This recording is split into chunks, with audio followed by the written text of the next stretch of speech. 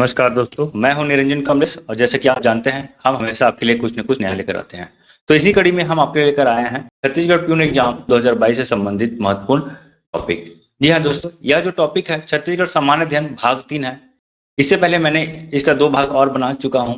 यदि आप इस भाग को नहीं देखे हैं तो प्लीज आप हमारे यूट्यूब चैनल के प्लेलिस्ट में जाकर सर्च कीजिए। वहां पे छत्तीसगढ़ प्यून एग्जाम से लेकर एक प्लेलिस्ट बना हुआ है, वहां आप हमारे सारे वीडियो को भी देख सकते हैं। तो दोस्तों, जैसा कि आप जान रहे हैं, छत्तीसगढ़ प्यून एग्जाम सीजीपीएससी द्वारा 25 सितंबर को आयोजित किया जाएगा। इसी संदर्भ में हम आपके लिए ये वीडियो लेकर आए हैं। यह video top 20 most IMP video है जो आपके एग्जाम में 1 नंबर अवश्य दिलाएगा। तो चलिए दोस्तों, शुरू करते हैं। तो देखिए, पहला क्वेश्चन है, छत्तीसगढ़ के बंगाल नागपुर कॉटन मिल हड़ताल के नेतृत्वकर्ता थे। इसे बोला जाता है बीएनसी। ध्यान रखेंगे, बीएनसी मिल। जो बीएनसी मिल है, इसमें हड़ताल हुआ था और इस हड़ताल के नेतृत्वकर्ता कौन है? तो आपको मैं बता दूं दोस्तों, ध्यान रखेंगे, बहुत ही इंपॉर्टेंट पॉइंट है कि इसके नेतृत्वकर्ता जो है, इसका उत्तर तो हो जाएगा ठाकुर प्यारेलाल सिंह। लेकिन ध्यान रखेंगे, इसमें और भी कुछ फैक्ट है, मैं आपको बता दूं जो आपके एग्जाम की दृष्टि से बहुत इंपॉर्टेंट होगा। बंगाल नागपुर कॉटन मिल जो है कहाँ है? तो राजनांदगांव में है। इस चीज को आप ध्यान रखेंगे, ठीक। और यहाँ 3 आंदोलन हुआ था। ध्यान रखेंगे कौन कौन सा 3 आंदोलन है। ये जो पहला आंदोलन हुआ जो है 1920 में हुआ है, दूसरा आंदोलन 1924 में, तीसरा आंदोलन जो है 1937 में हुआ है। इसे आप याद रख लेंगे, 1920 ईस्वी में, 1924 ईस्वी में और 1937 ईस्वी में। इन दोनों के नेतृत्वकर्ता जो है ठाकुर प्यारेलाल सिंह है। इस चीज को आप ध्यान रख लेंगे। और 1937 के आंदोलनकर्ता वैसे तो ठाकुर प्यारेलाल सिंह ही है, लेकिन फिर भी से 2 व्यक्ति का और नाम आता है यहाँ पे, आप इसे ध्यान रख लेंगे। ये जो 2 व्यक्ति है, पहला है राजू लाल शर्मा और दूसरा जो व्यक्ति है वो है राघोवा बागमारे। ध्यान रखेंगे दोस्तों, बहुत इंपॉर्टेंट है ये टॉपिक, याद कर लेंगे। बीएनसी मिल मजदूर आंदोलन जो है 1920, 1924 और 1937 3 ईयर में हुआ था। ध्यान रखेंगे, जो पहला जो आंदोलन हुआ था ये कुल 37 दिनों तक चला है। कितने दिनों तक चला है? 37 दिनों तक चला है। इसके पीछे जो कारण है आप याद रख लेंगे, 12 से 13 घंटों तक वहां के मजदूरों को बिना रुके काम करना इसका जो कारण बना है। मतलब वहां के मजदूर सामान्य रूप से 12-13 घंटा मजदूरी करते थे, फिर भी उसे सही तरीके से पगार नहीं मिलता था। इसलिए ठाकुर प्यारेलाल सिंह के नेतृत्व में 1920 में पहला आंदोलन किया गया। ध्यान रखेंगे, ठाकुर प्यारेलाल सिंह को सहकारिता का जनक भी कहते हैं छत्तीसगढ़ में, तो ये भी इंपॉर्टेंट है, इसे याद रख लेंगे। और 1924 में जो आंदोलन हुआ इसके भी नेतृत्वकर्ता ठाकुर प्यारेलाल सिंह है। और यहाँ पे 1924 में जो कारण था आंदोलन का, उसके पीछे है अंग्रेजों का दमनकारी नीति। और यदि 1937 की बात करते हैं तो यहाँ पे है कम वेतन देना, मजदूरों को कम वेतन देना। यहाँ पे इसका क्या हुआ है, कारण बना हुआ है। ध्यान रखेंगे दोस्तों, छत्तीसगढ़ के बंगाल नागपुर कॉटन मिल हड़ताल के नेतृत्वकर्ता कौन है? तो ठाकुर प्यारेलाल सिंह है। इस चीज को ध्यान रखेंगे, मैंने आपको इसके संदर्भ में कुछ और डिटेल्स बताया है, आप उसे याद कर लेंगे, बहुत ही इंपॉर्टेंट है। ओके दोस्तों, चलिए आगे देखते हैं दूसरा क्वेश्चन। देखिए, सोनाखान किस जिले में है? तो देखिए, सोनाखान बहुत ही इंपॉर्टेंट है, ऐतिहासिक दृष्टि से बहुत इंपॉर्टेंट है। हम यहाँ पे चर्चा करेंगे ऐतिहासिक दृष्टि से सोनाखान के बारे से।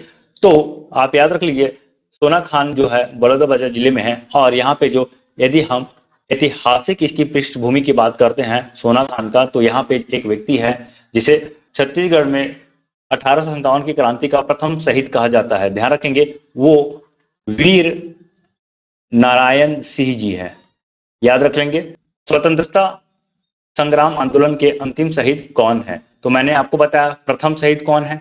तो यदि प्रथम शहीद की बात करते हैं तो प्रथम शहीद जो है वीर नारायण सिंह जो है, ठीक है। ध्यान रखेंगे, प्रथम शहीद वीर नारायण सिंह और सुरेंद्र साय जो है छत्तीसगढ़ स्वतंत्रता संग्राम आंदोलन के अंतिम शहीद है। आपको बता दूं सुरेंद्र साय के बारे से कुछ जानकारी। तो सुरेंद्र साय जो है उस समय जो आंदोलन हुआ था, यानी कि बात करते हैं 1857 के क्रांति के दौरान, जो संबलपुर जो क्षेत्र है, जो वर्तमान में उड़ीसा में है, अभी संबलपुर क्षेत्र के जमींदार थे और इन्होंने अंग्रेजों के खिलाफ लड़ाई लड़ी, स्वतंत्रता से संबंधित लड़ाई लड़ी है। और इन्होंने यहाँ छत्तीसगढ़ में वीर नारायण सिंह के साथ मिलकर भी अंग्रेजों के दमनकारी नीति के खिलाफ लड़ाई लड़े। और आपको बता दूं कि वीर नारायण सिंह के बेटे गोविंद सिंह, तो इन्होंने जब अंग्रेजों ने वीर नारायण सिंह को फांसी पर लटका दिया, तब गोविंद सिंह तुरेंद्र शाह के साथ मिलकर अंग्रेजों के विरुद्ध जो है लड़ाई लड़े हैं। ध्यान रखेंगे इस बात को। और कुछ डेट है याद रख लेंगे, बहुत इंपॉर्टेंट डेट है।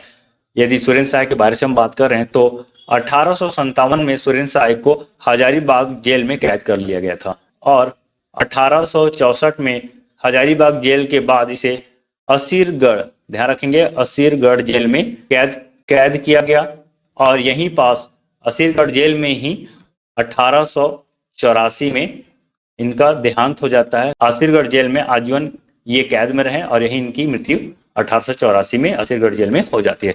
तो ध्यान रखेंगे 1857 की बात करते हैं तो 1857 के प्रथम शहीद जो है वीर नारायण सिंह, और अंतिम शहीद 1884 में यदि हम बात करते हैं तो ये है सुरेंद्र शाह। ठीक है दोस्तों, ध्यान रखेंगे, बहुत इंपॉर्टेंट है दोस्तों। मैं इस तरह से आपके लिए बहुत इंपॉर्टेंट टॉपिक लेकर आता हूँ। आप हमारे चैनल पे नए हैं तो प्लीज हमारे चैनल को सब्सक्राइब कीजिए, हमारे वीडियो को लाइक कीजिए, और दोस्तों कमेंट्स जरूर कीजिए ताकि हम आपके लिए आपके हिसाब से और भी वीडियो ला सके।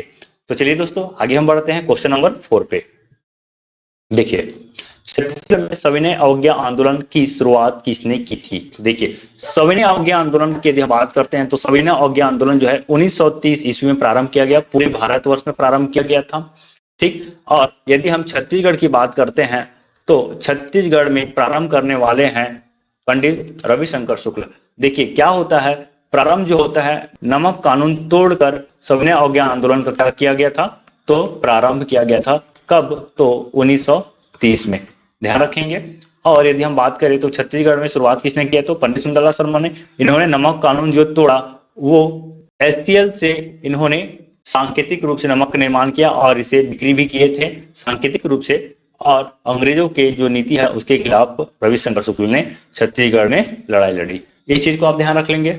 यहाँ पे सविनय अवज्ञा आंदोलन में जो क्वेश्चन पूछा जाता है, इस दौरान 5 पांडव को लेकर क्वेश्चन पूछा जाता है कि छत्तीसगढ़ में 5 पांडव कौन कौन थे। तो आपको बता दूं, पहला जो पांडव है वो है युधिष्ठिर, दूसरा भीम, तीसरा अर्जुन, चौथा नकुल, और पांचवा जो है सहदेव है।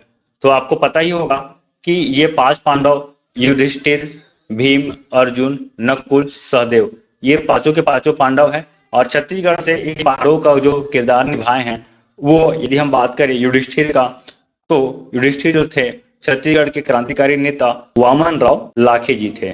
इसे याद रख लेंगे। तो पूछा जाएगा कि वामन राव लाखे ने इनमें से कौन सा पांडव की भूमिका निभाया, तो युधिष्ठिर का। भीम की यदि हम बात करते हैं तो भीम जो है लक्ष्मी महंत नारायण दास। अर्जुन की यदि हम बात करते हैं तो ठाकुर प्यारेलाल सिंह थे, और नकुल की बात करूं तो अब्दुल रऊफ जी थे, और सहदेव शिवदास डागा। तो याद रख लेंगे ये 5 पांडव और इनके नाम कौन कौन थे, बहुत ही इंपॉर्टेंट है, ध्यान रख लेंगे। मैंने आपको क्या बताया, 5 पांडवों के बारे से बताया, आपको ये भी बताया कि 1930 में नमक कानून तोड़ा गया था, और नमक कानून तोड़ते ही सविनय अवज्ञा आंदोलन की शुरुआत हुआ। छत्तीसगढ़ में शुरुआत करने वाले पंडित रविशंकर शुक्ल जी हैं, जिन्होंने एसीएल से नमक का निर्माण किया, और यहीं से छत्तीसगढ़ में भी सविनय अवज्ञा आंदोलन प्रारंभ हो जाता है। 5 पांडव को याद रख लेंगे। इसके साथ साथ वानर सेना को भी ध्यान रखेंगे। तो वानर सेना का गठन, तो यहाँ पे वानर सेना का गठन किया गया था। यदि हम बिलासपुर की बात करते हैं तो बिलासपुर में वासुदेव देवरस ने वानर सेना का गठन किया, और वहीं रायपुर की बात करते हैं तो रायपुर में बालक बलीराम आजाद द्वारा वानर सेना का गठन किया जाता है।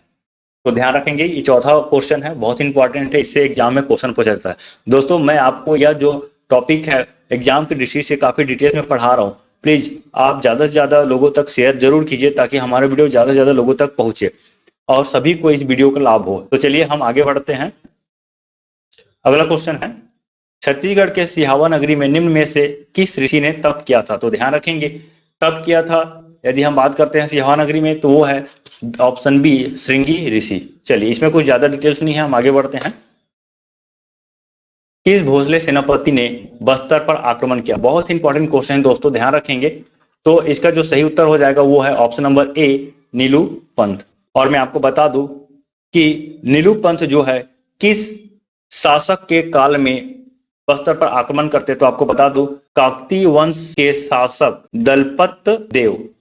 ठीक है दोस्तों, इसका नाम है दलपत देव। यदि हम इसका शासन काल की बात करते हैं तो 1731 से 1774 ईस्वी इसका शासन काल है, ध्यान रख लेंगे। तो दलपत देव ने भोसला सेनापति नीलूपंत का बस्तर आक्रमण को क्या किया, विफल किया था। ये जो आक्रमण था, यदि हम आक्रमण की बात करते हैं तो कैसा आक्रमण था, असफल आक्रमण था। नीलूपंत को मराठा शासक ने बस्तर आक्रमण का आदेश दिया था, ध्यान रखेंगे। ठीक है दोस्तों, चलिए आगे देखते हैं अगला क्वेश्चन।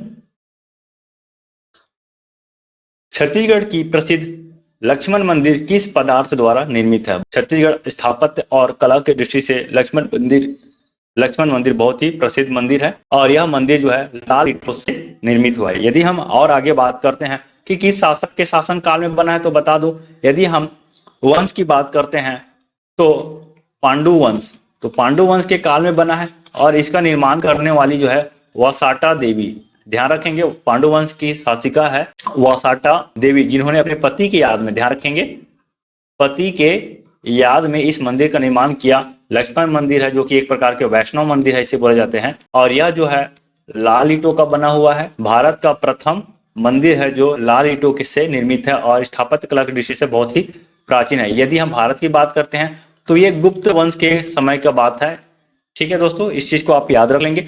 लेकिन वसाटा देवी जी ने लक्ष्मण मंदिर का निर्माण प्रारंभ करवाया था, इन्होंने केवल और केवल प्रारंभ करवाई थी। यदि हम इसको अंतिम रूप से जो मूर्त रूप दिया गया है, यदि इसका निर्माण पूर्ण करने का जो कार्य है वो इनके बेटे महाशिवगुप्त बालार्जुन ने किया।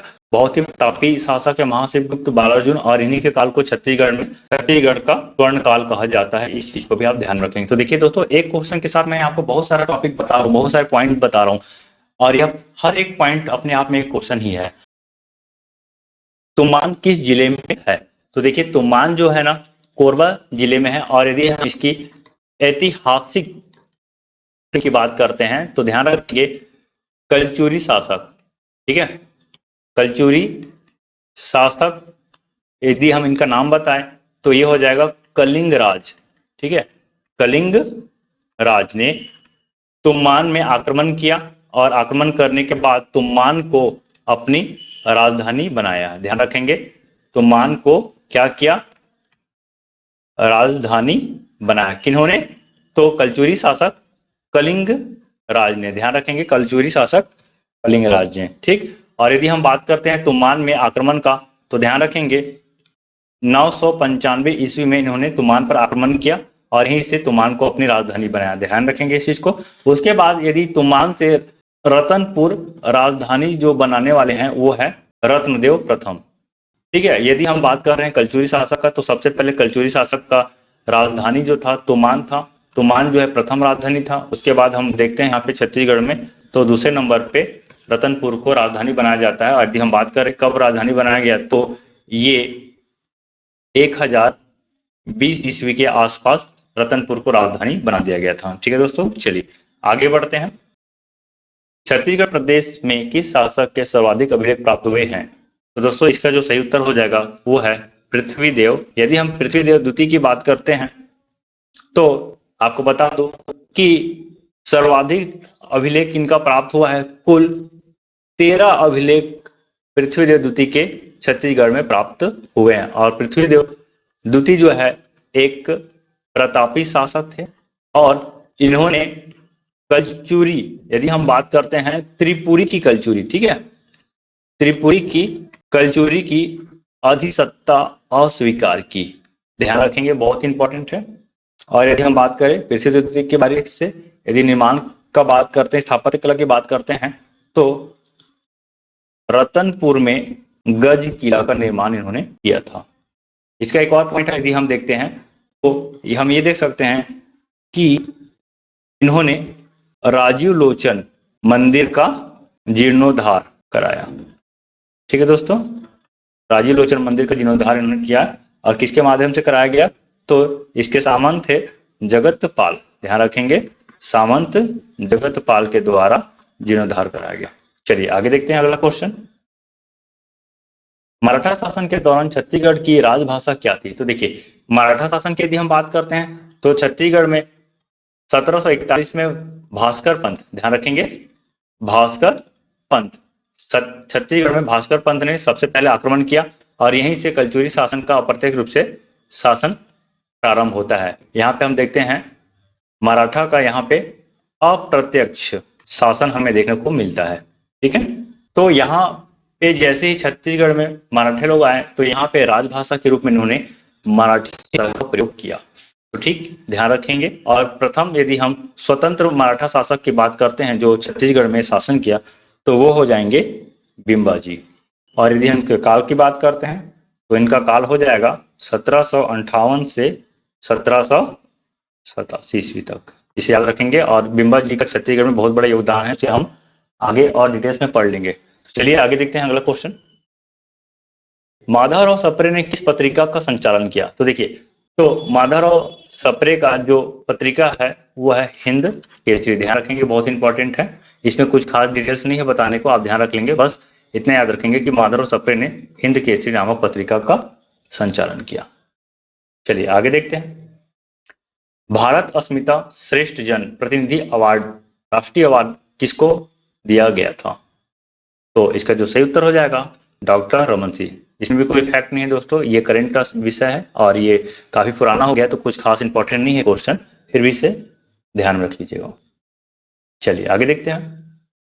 सन 2011 में पद्मश्री सम्मान के प्राप्त करता है?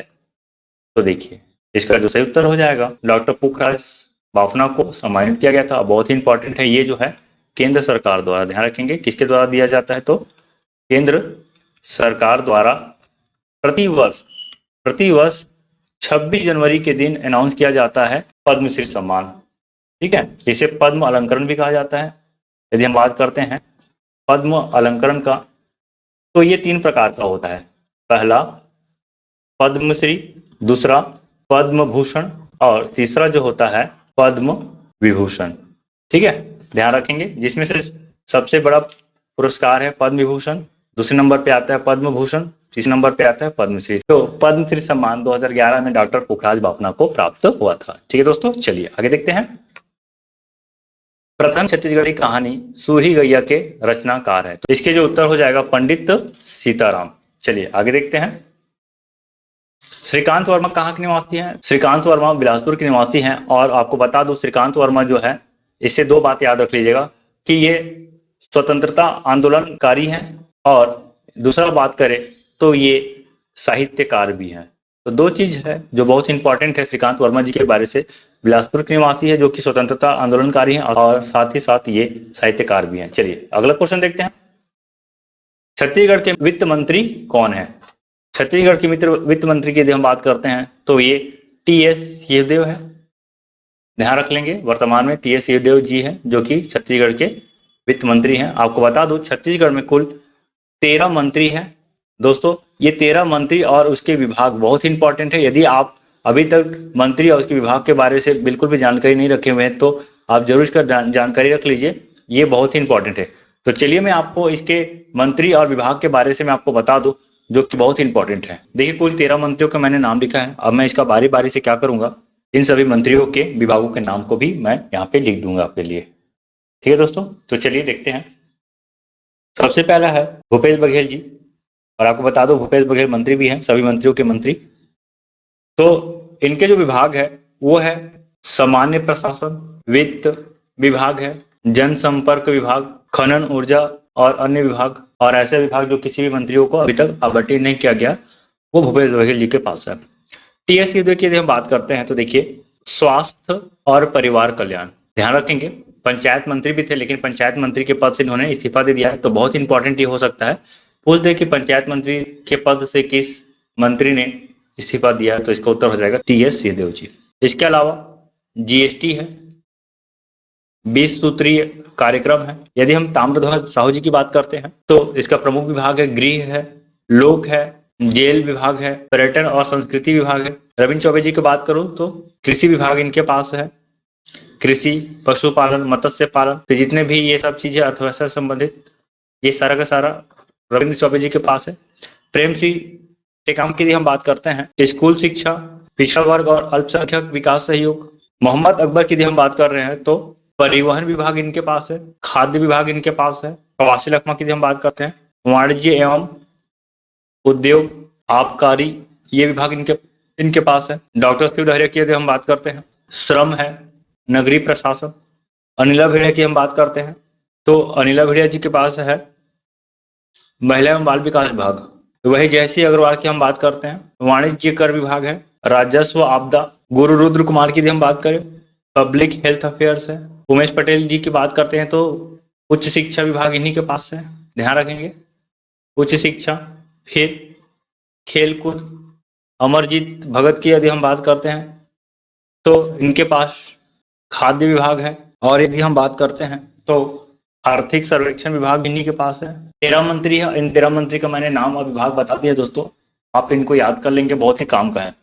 चलिए अगला देखते हैं हम लोग, स्कूल शिक्षा आदिम जाति कल्याण मंत्री कौन है। तो देखिए पहले बताया हूँ स्कूल शिक्षा आदिम जाति कल्याण मंत्री जो है प्रेम सिंह टेकाम जी है, ध्यान रख लेंगे, बहुत इंपॉर्टेंट है। चलिए आगे देखते हैं अगला क्वेश्चन, छत्तीसगढ़ में नगर निगम की संख्या कितनी है। तो देखिए छत्तीसगढ़ में वर्तमान में नगर निगम की संख्या जो है कुल 14 है, इसे आप याद रख लेंगे। और चलिए देखते हैं कौन कौन से 14 नगर निगम है। रायपुर, बीरगांव, बिलासपुर, राजनांदगांव, दुर्ग, भिलाई, चरोडा, रिसाली, अंबिकापुर, कोरबा, रायगढ़, धमतरी, चिरमेरी, जगदलपुर, ये कुल 14 नगर निगम है। ध्यान रखेंगे दोस्तों, पूछा जाता है नवीनतम जो है, यदि हम वर्तमान में हम बात करते हैं सबसे नवीन नगर निगम का, तो सबसे नवीन नगर निगम जो है रिसाली है। और सबसे प्राचीन की बात करते हैं तो सबसे पुराना जो है रायपुर है। ये दो को याद रख लेंगे, बहुत ही इंपॉर्टेंट है। हमारा वीडियो यहीं तक था, कैसा लगा आपको हमारा वीडियो प्लीज जरूर बताइएगा। अगर आपको हमारा वीडियो पसंद आता है तो प्लीज हमारे वीडियो को लाइक कीजिए, ज्यादा से ज्यादा लोगों तक शेयर कीजिए, और यदि आप हमारे चैनल पर नए हैं तो हमारे चैनल को सब्सक्राइब कीजिए। तो ठीक है दोस्तों, मिलते हैं फिर एक नई वीडियो के साथ, तब तक के लिए इजाजत चाहता हूँ, धन्यवाद।